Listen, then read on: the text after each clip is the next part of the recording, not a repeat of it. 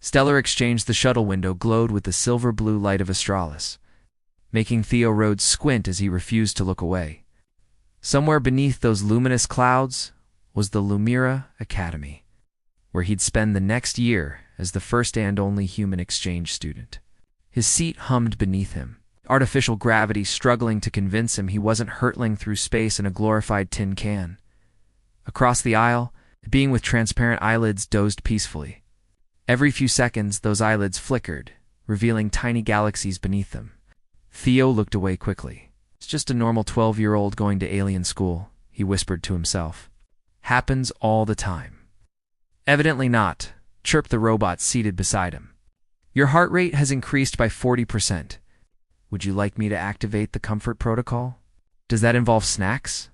"It involves breathing exercises." "Hard pass." The shuttle jolted as it entered the atmosphere of Australis, a planet famous for being unreasonably beautiful. Through the window, floating cities shimmered like soap bubbles trapped in sunrise.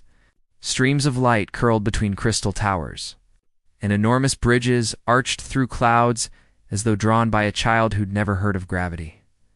When they docked, a tall, graceful attendant with long silver ears that twitched like curious antennae greeted him with a melodious hum. She handed him a crystalline badge that shimmered with the Lumiran symbol for visitor. "Welcome to Lumira Academy of Harmonic Learning," she sang, her translation unit rendering her voice into slightly too formal language. "Please follow the luminous path." The academy was larger than any building Theo had ever seen, with curved glass walls that bent light into rainbows. Lumiron students glided through halls, their robes fluttering in slow, weightless motion. Every sound carried a musical undertone.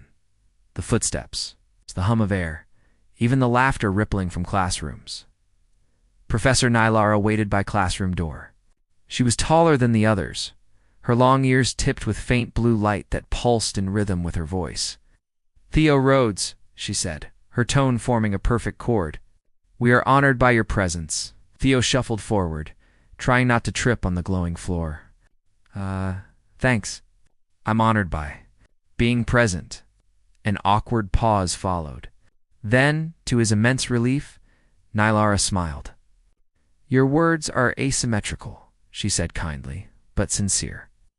She touched a control on the wall. The door slid open with a sound like a harp string plucked in slow motion. Dozens of eyes turned toward him. Every student in the room stared with identical expressions of surprise, curiosity, and mild amusement.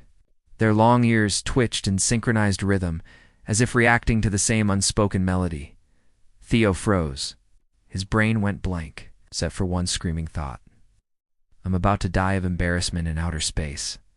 The silence stretched until it became unbearable. "Hi," Theo blurted. "I'm the exchange student." Probably obvious from the creature hiding nowhere. A ripple of giggles moved through the room. The tension cracked slightly.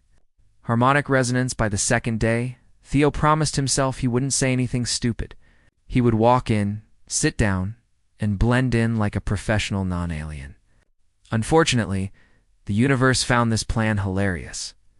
When he stepped into the classroom, 40 long-eared heads turned toward him in perfect synchrony, their luminous ears flicking upright like a field of silver reeds catching wind.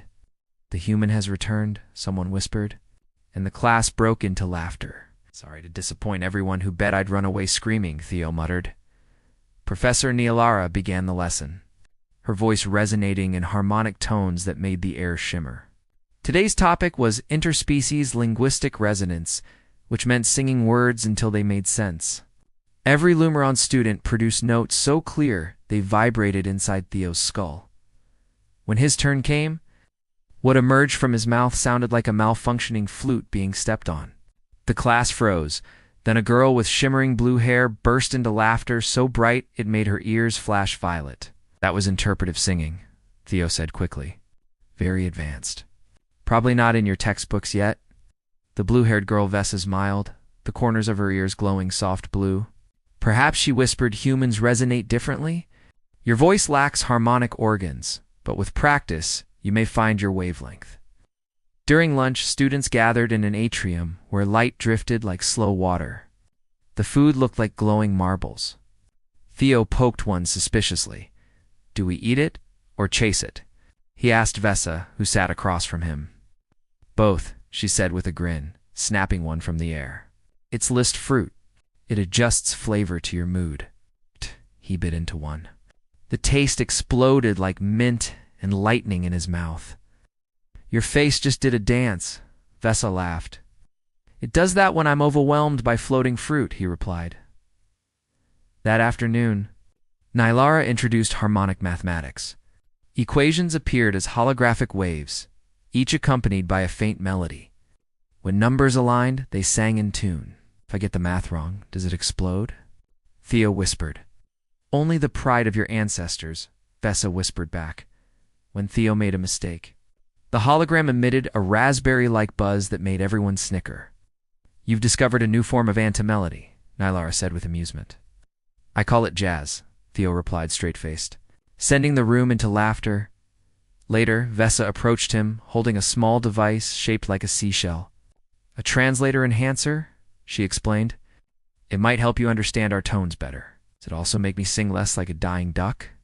"No device is that powerful," she teased, and he grinned despite himself. "You're not what I expected," Vesa admitted as they walked together. "Humans are supposed to be loud and impatient." "I can be loud if it helps," Theo offered, earning a laugh. "Today, you're just interesting." "Is interesting good or interesting like a malfunctioning toaster?" Her ears flickered silver. "Still deciding?" The underground chamber Theo had been at Lumira Academy for 3 weeks when Professor Nylar announced, "Today, we begin planetary resonance studies. We will explore the subchambers beneath the Academy." The class descended via a transparent elevator that sank through crystalline floors. The hum of Astralis deepened as they went down, walls pulsing with soft blue light. Theo pressed his hand against the glass and felt the vibration, almost like a heartbeat. "Beautiful," Vesa whispered beside him. "Creepy," Theo countered. "Same thing." They reached sublevels where corridors of translucent stone were threaded with glowing veins. Nylara's voice echoed softly. "These passages predate even our earliest archives. Be cautious," which guaranteed Theo would do something clumsy within 5 minutes. As they followed glowing map markers deeper, the hum intensified. At one junction, a faint pulse of white light caught Theo's eyes shimmer beneath a collapsed archway. "What's that?" he asked. Nylara turned, suddenly alert. "Do not touch it until but Theo, following the human tradition of ignoring good advice, was already crouching beside it. The light pulsed once, then twice. When his fingers brushed the surface, a cascade of symbols ignited across the wall. The class gasped as light expanded, forming a column that filled the room with strange glyphsome lumerin, some entirely unfamiliar. "Impossible," Nylara murmured. "These are not of our making. I didn't break anything, right?" Theo asked, hands raised. "Because it feels like I broke something ancient and important." Vesa stared at the glowing runes, her ears twitching with excitement. "They look similar to your alphabet," she said. "It's tracing a shape in the air that resembled an earth letter." Nylara approached cautiously. The harmonic grid should not respond to human frequencies. "Lucky me." "Making friends with ancient tech by accident," Theo muttered. The column pulsed brighter as a low tone filled the air, a note so deep it made the walls tremble. The floor vibrated, then stabilized. Nylara touched her wristband, sealing the area. "We will return to the surface. This requires investigation. You're aware every strange thing happens near you, right?" Vesa whispered as they left. "Coincidence," Theo said quickly. "Big coincidence." Back in the classroom, Nylara's expression remained thoughtful. "Theo, your presence may have resonated with dormant technology. Perhaps your biology carries frequencies similar to those of the builders. Those who created Astralis's foundation. We believed they were early Lumerans, but perhaps they were not entirely Lumeran." That night, lying in his room, Theo stared at the faintly glowing ceiling. The hum of Astralis seemed louder than before, like a distant voice murmuring just beyond hearing. "You appear unsettled," his robot companion observed. "Just thinking about that light," Theo murmured. "What if it was calling to me?" You're a 12-year-old human in a class of telepathic singers, the robot replied. Statistically, everything calls to you. Comforting, he muttered outside. Astralis's twin moons hung heavy and bright, pulsing in the same rhythm as the glyphs in the underground chamber. If the planet had secrets, he wished it had texted him instead of glowing dramatically. But deep down, he knew whatever he'd awakened wasn't finished with him yet. Part 4. Planetary. Pulse Theo woke to the sound of humming beneath his bed. At first he thought it was his robot playing music. But then the floor vibrated lightly, the same tone from the underground chamber. The air shimmered, as if light was leaking through invisible cracks. Not again, he muttered. I just wanted serial and minimal interdimensional phenomena. By the time he reached the academy hallways, faint streams of light were rippling up the walls. Other students gathered, staring and whispering. Nylara appeared, her ears shimmering with internal light. All students remain calm, she instructed. No sudden contact with the light. Then her gaze found Theo. Especially you. He raised both hands in mock innocence. I didn't touch anything this time. Later that evening, Nylara summoned him to the observatory dome. The curved glass ceiling reflected stars, and the air shimmered with static. The fluctuations have intensified around your quarters and the lower chambers, she explained. The harmonic resonance pattern matches your biofrequency. Theo blinked. So the planet's literally tuned to me? Not to you, to your signature. Your presence has activated a dormant link between human and Lumeran energy matrices. You may share a common origin, distant, but real. You're saying humans might not be from Earth after all? Perhaps your world was one of many seeded by the builders. Perhaps you were meant to find us again. The next morning, Vesa waited for him outside his quarters, her ears twitching anxiously. The Academy Council is concerned, she whispered. Some think your presence is destabilizing the planetary grid. Great, I've been here a month, and I'm already destroying a planet. Not destroying, Vesa corrected. Awakening. She led him to a secluded balcony overlooking floating gardens. Her hand brushed his briefly, sending a strange warmth through his chest. I've been researching ancient records. The builders left because of a threat, something that hunted harmonic civilizations. The records say they scattered across stars, hiding pieces of their knowledge. And now those pieces are waking up because I'm here. Yes. Vesa's eyes met his. You're the key, Theo. Human DNA contains harmonic sequences we lost centuries ago. That afternoon, they slipped away to the underground chamber again. The glowing column had grown, spreading patterns across the floor and ceiling. It's beautiful, Vesa whispered, her fingers intertwining with his. The touch sent sparks through Theo's hand, like static electricity, but pleasant. Are you doing that? He asked. She smiled. Lumeran touch carries emotional resonance. You feel it because we're connecting. The chamber suddenly pulsed brighter. A holographic map appeared, showing stars, hundreds of them, with certain points highlighted.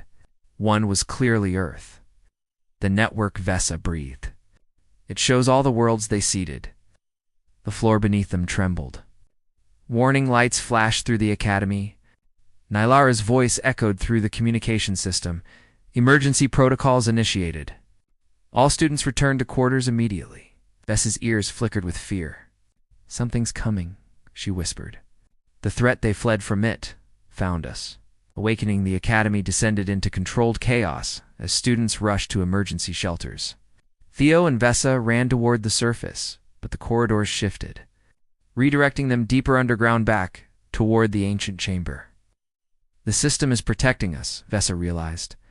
When they reached the chamber, Nylara was already there, working frantically with other professors at control panels that had risen from the floor. The planetary defense grid has detected something entering our atmosphere, she explained. Something not seen for millennia, through a newly formed. Awakening, the academy descended into controlled chaos as students rushed to emergency shelters.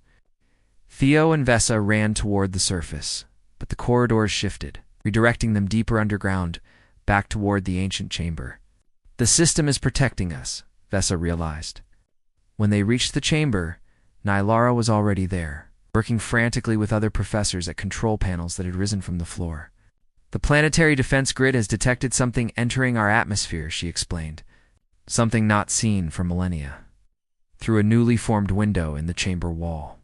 They watched as a massive shadow descended from the cloud's half-machine, half-organism, pulsing with red energy that disrupted Astralis's harmonic fields. "A hunter," Nylara whispered. "The ancient enemy that drove the builders away?" The creature emitted a sound that made everyone win some T-harmony that caused physical pain. Theo stepped forward. "It's looking for me, isn't it?" "I activated the system." Nylara nodded solemnly. "The hunter senses awakening technology. It destroys worlds that remember." The chamber trembled as the hunter's scan penetrated deeper. Systems flickered and failed around them. In the center, the column of light began to dim. "We're losing the grid," a professor shouted. Vesa grabbed Theo's hand, her touch conveying determination through their connection. "The human frequency," she said urgently.